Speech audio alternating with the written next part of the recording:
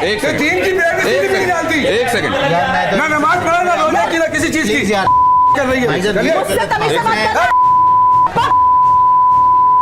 ये एक सेकंड, बात करने का दीन के खिलाफ कर रही है। तेरे उड़ेंगे, अगर ना उड़ा तो मेरे मुंह के बात नहीं, करो। मेरा भी उड़ेंगे।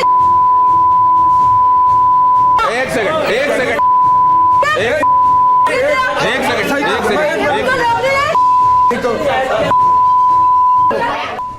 हेलो दोस्तों, आज के वीडियो में हम आपके लिए एक धमाकेदार डिबेट लेकर आए हैं जो कि आपको बहुत मजा आएगा। तो दोस्तों हो जाइए तैयार, क्योंकि इस डिबेट में आपको मिलेंगे तीखे तकरार और दिलचस्प मुद्दे।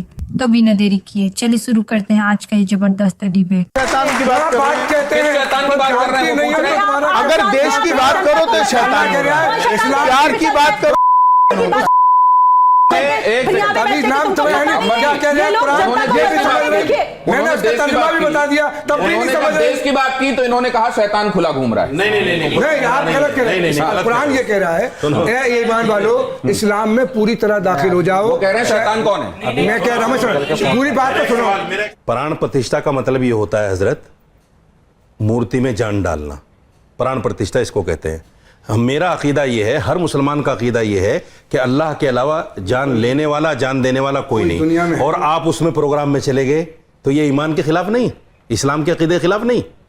ये आपके प्राण प्रतिष्ठा में ये पूजा नहीं थी उनकी, ये आपके खिलाफ है, इस्लाम के खिलाफ नहीं है। ये आपके खिलाफ है, इस्लाम के आपके खिलाफ नहीं है।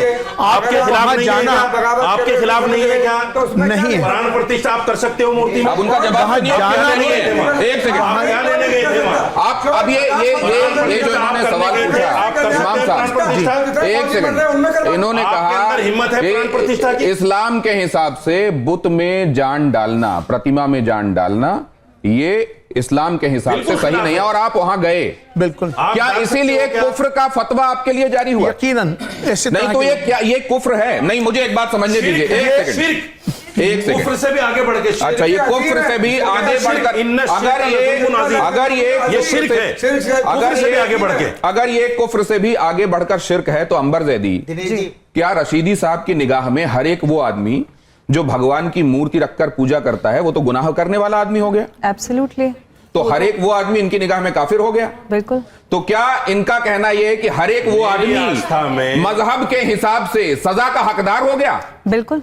क्या उसी तरह के लोगों के लिए कहा जाता है कि इनको जीने का अधिकार नहीं है? अरे ये इस्लामी हुकूमत है क्या?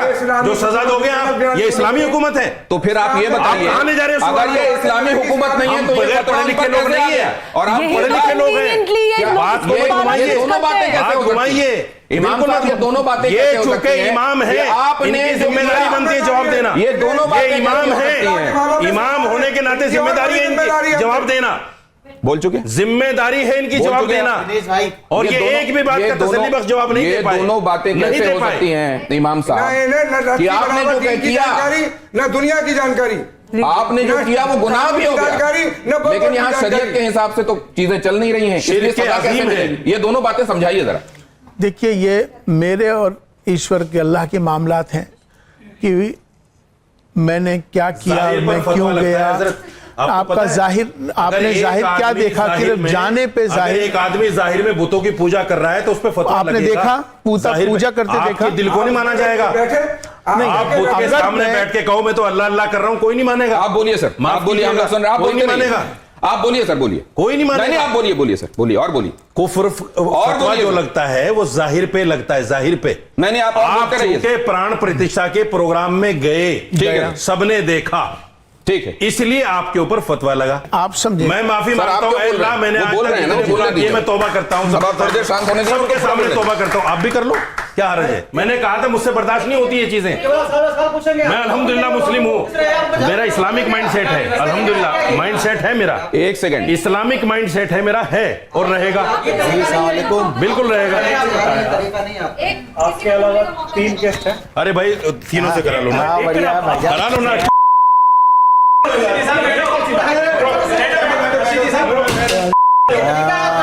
ये कि माइक तोड़ दिया यार।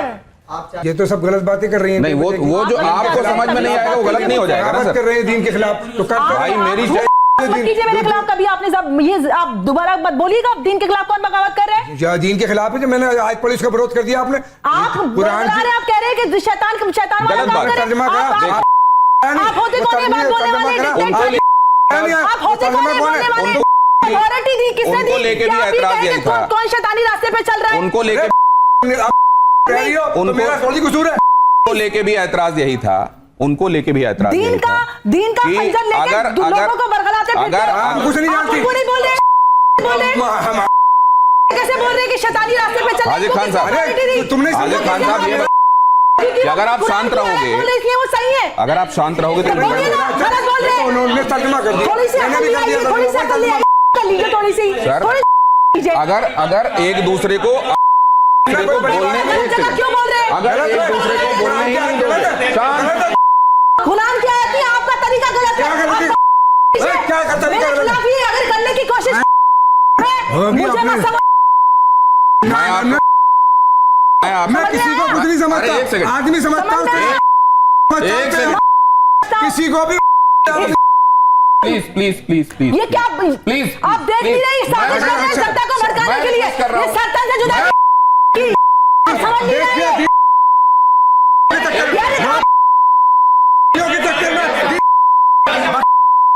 पूरी दुनिया को बर्बाद कर रही है। बोलिए तो ये कर क्या रहे हैं? एक सेकंड, दीन की बेइज्जती भी नहीं जानती। एक सेकंड, ना नमाज पढ़ो ना रोजे की ना किसी चीज की कर रही है। चलिए मुझसे तमीज से बात कर। ये एक सेकंड, बात करने का दीन के खिलाफ कर रही है।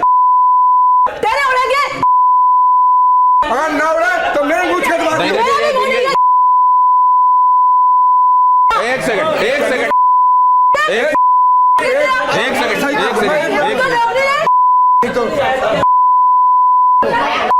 तो अभी आप लोग लगातार ये देख ही रहे हैं कि किस तरीके से कई बार सवाल करना लेकिन जवाब नहीं सुनने की जो आदत है, या वही जवाब चाहिए जो हम सुनना चाहते हैं। ये ईदर माय वे और हाईवे वाला जो तरीका है कि केवल हमारे तरीके से चलिए वरना आप गलत हैं, उसी के चलते यहां से 3 लोग अभी आपको चले गए दिखाई दे रहे हैं। लेकिन ये धर्म संकट तो अभी आगे जारी है, इसलिए अब आपको मैं इमाम साहब कहूंगा कि जरा मेरे साथ आए यहां और कुछ एक चीजों पर जो बहुत महत्वपूर्ण है उस पर अपना नजरिया जरूर दें। हालांकि मैं ये देख रहा था कि आप जब कहते हैं कि बहुत सारे लोगों को, इधर आ जाइए, बहुत सारे लोगों को समझाना है और ये मुश्किल काम है, तो आप ये क्यों कहते हैं दिखाई दे रहा था जी। और मैं जरा अंबर जैदी से भी समझूंगा कि जब इस तरीके की जो चीजें वो देखते हैं और धर्म की ऐसी व्याख्या वो देखती हैं तो कैसे उसको रिएक्ट करती हैं। लेकिन जरा जल्दी से ये देखिए और इस पर अपना रिएक्शन दीजिएगा। एक लाइन में आपको बताना है कि इसको देखकर आपके जहन में क्या आता है। अब ये मैं प्ले करने वाला हूं 1 बाय 1। धर्म संकट, पहला, हिंदू, संविधान, मुसलमान, देश में खतरे में कौन दिखाई दे रहा है आपको?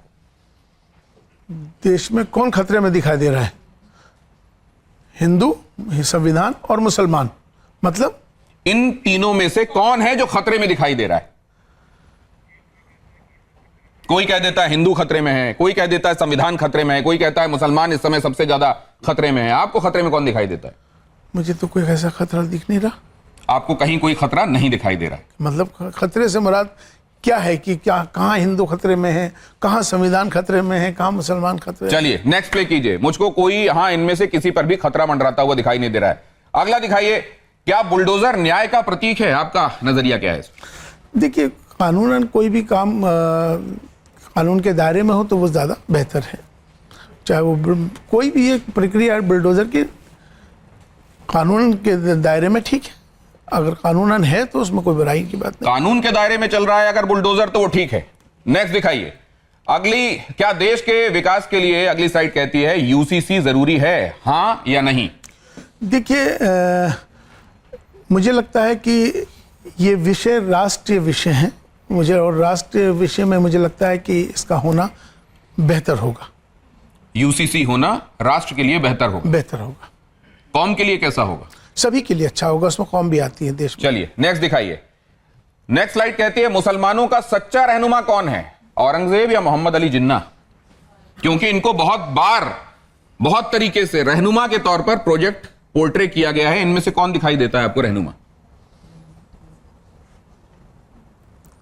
मैंने तो इनको भी नहीं देखा, इनको भी नहीं देखा, तो इसलिए तो इनमें से कोई भी मेरे को रहनुमा नहीं दिखाई देता, ये कह रहे मोदी हैं। जी रहनुमा दिखते हैं।